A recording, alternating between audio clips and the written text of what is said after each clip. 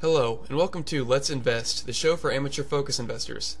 I thought it was time to do a quick overview Dash versus NEM video as kind of a part 2 to my video comparing the ways that Dash and NEM solve the scaling problem that we see in Bitcoin. If you want to watch that video where I go into depth on how Dash and NEM scale, mixed with a little more information on how their governance works on deeper levels, you can find the link to that video in the description below. So I've already discussed a lot about the aspects of both coins in depth in my other videos. I will try to be as brief as possible in this one because this video is geared towards the cryptocurrency beginner explorer, I guess you could say, and I know that you're just here for the facts. I'm comparing these two coins because I believe that they are in direct competition for market share. Both operate as a currency, both have decentralized, incentivized, and multi-layered governments, and both were created to solve all of Bitcoin's problems. And both have gained a lot of support for their projects. With that said, I present to you Dash versus NEM. So as you can see on the table, we are just going to be going through the facts. So first off is transaction time, the major selling point of both Dash and NEM, surface selling point that is.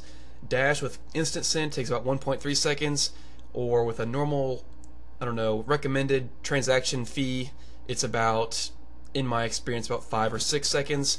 NEM, their transaction time is about 6 seconds, that's what they advertise it as, and through about my dozen NEM transactions that I've ever had, I can confirm that, but sometimes it does take a little longer to be about 10 or 15 seconds.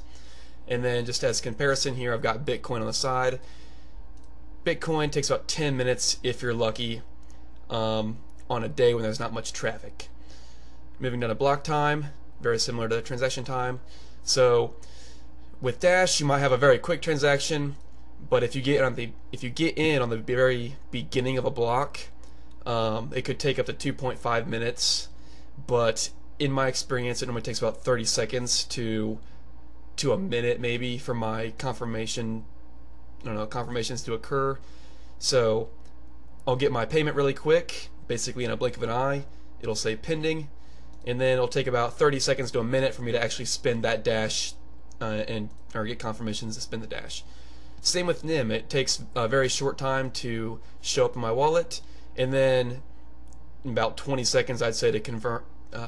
20 seconds to 30 seconds to confirm for me to be able to spend that Dash now. Bitcoin, today it's actually going pretty quickly because there's only about 2 transactions per second, just because Bitcoin is, kind of slow right now. Or not kind of slow, but the traffic is just coming in kind of slower than normal. But I've had it take up to 5 hours personally for a confirmation time, and I've seen on forums people say it takes more than a day during like extreme network bog down to get even one confirmation. So that's unacceptable. Dash and NEM, pretty much even there, very acceptable for normal everyday use. Moving down, private transactions, are they possible? Dash, yes. NEM, no. Bitcoin, no. I'm just going to go briefly here, explain this. If you're a privacy lover, you like Monero, Zcash, whatever, I'm sorry, but those coins are just not geared towards mainstream adoption. Right here, we're talking about 2 coins that are competing for mainstream adoption, and you cannot have, you have to have, transparency in your transactions for 2 reasons. First off, businesses don't want to adopt a coin that seems sketchy as hell, and second, they want to, as much as you and I may hate it, they want to be able to track which addresses spend money on which things, try to make a correlation, and then advertise specifically to you, like Amazon does with their recommended advertisements. And 90% of people don't care about this, and 100% of big companies who would push the currencies definitely care about this. So private transactions are just not a characteristic of a coin that is going for mass adoption. It's just a compromise we as cryptocurrency lovers have to make for mass adoption. Has to be transparent. Moving down to total coin supply. With Dash, there's a 18 million total coin supply. I think today there's about, what, 7.172 million Dash in existence. Just a little further information. Mining, there's 7.1% less emission year over year for Dash. So yeah, the emission rate goes down 7.1% every year. And it'll reach about 95% total coin emission, or total coin supply by 2052. And it'll probably be maxed out about 2100 before it no longer becomes really profitable to mine. Moving on over to NEM. NEM, 9 billion coins are in existence, created at launch. So there's no mining in NEM, there's just harvesting, which you can see in my other videos about NEM, but basically it's just basically running the network. There's no mining to be done in NEM.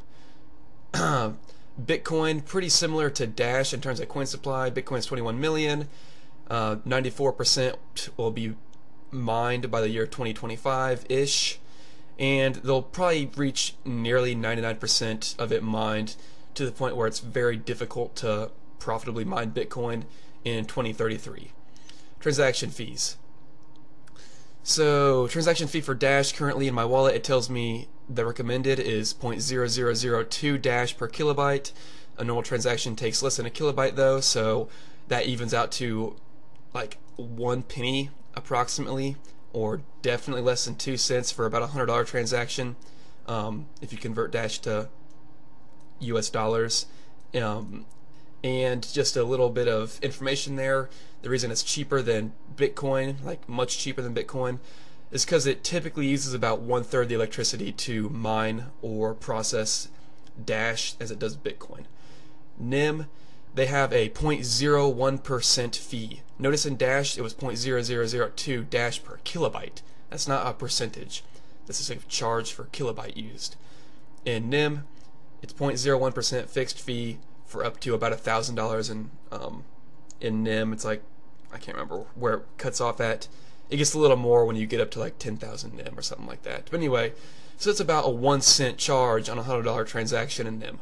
And NEM also uses much less energy than Bitcoin, and thus can charge much less fees, or transaction fees. But they use much less than Dash too, at about 1/100th of the electrical power, because they're just much more efficient. They're coded much more efficient, and they don't have mining, which is a big part of why Dash and Bitcoin are a little bit inefficient compared to NEM in terms of electricity costs to run the network. And then Bitcoin right now, I've had transactions up to 40%. If on a small tip of like 25 cents in US dollars, I'll get like 15 cents in US dollars.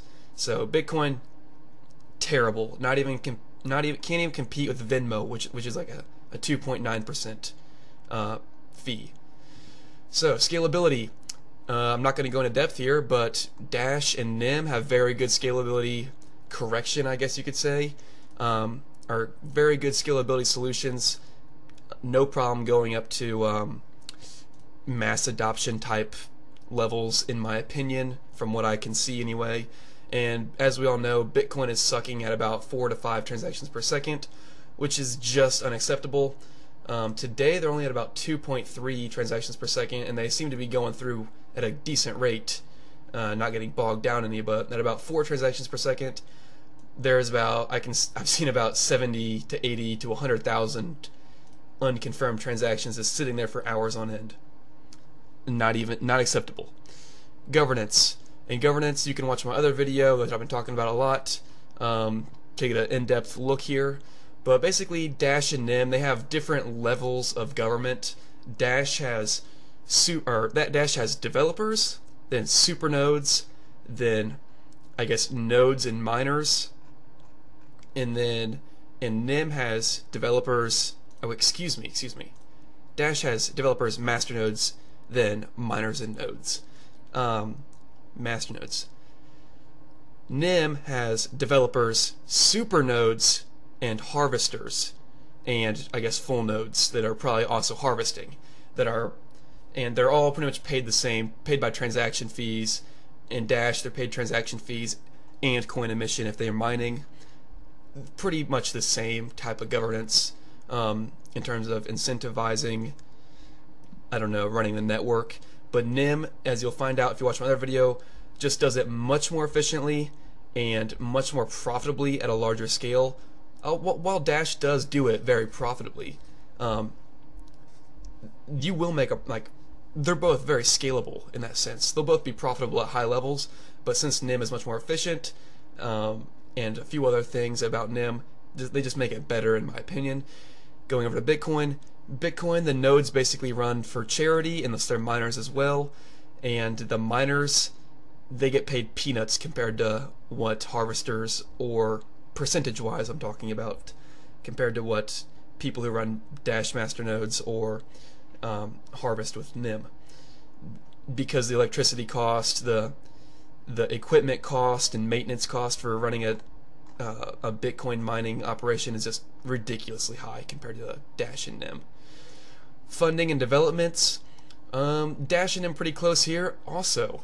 With community funding, they both have treasury funds of some sort, although I think Dash's treasury fund is better than NEM's treasury fund. They get 10% of all coin emission and transaction fees, which is crazy. That's a lot of money for Dash to develop, and that's probably why they're moving along at such a, I don't know, fast rate compared to other cryptocurrencies right now.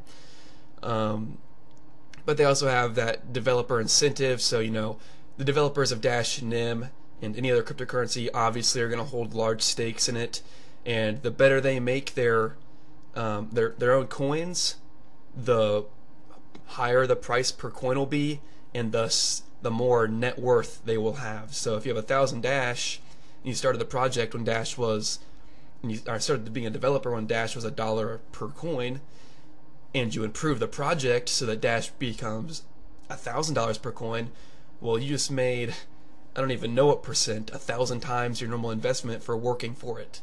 So you have that incentive as well to improve the network so that the price per coin, the price of your investment, goes up. Bitcoin, I guess there's kind of that developer incentive as well, but there's no there's no formal funding built in, and there just seems to be lots of charity. So nodes run just for the sake of keeping the network alive, keeping the Bitcoin legacy there and everything. It's just not sustainable compared to where Dash and NEM are very sustainable. They've got sustainability built into them. So that's about all I've got to say about Dash and NEM today. I figured I needed to put out a brief overview video before I delve deeper into a deeper analysis of either coin, if I decide to do so in the future. I also wanted to be brief in this video because the differences between Dash and NEM are not in their surface selling points highlighted here on the table. They are in how each currency plans to expand, the creators' visions of each coin's future, their abilities to become even more decentralized, and their efficiencies of each network in terms of hardware costs, electrical costs, and just the efficiency of the code in general. Those are all points that I cover in my scaling video that is linked in the description below. If you're a cryptocurrency beginner who already knows the basics and are just trying to figure out more knowledge to decide which coin you want to invest in or start using, etc., I hope this video was helpful. Make sure you check out my channel for other cryptocurrency related videos. Don't forget to like, rate, and subscribe. Thanks for watching, and let's invest.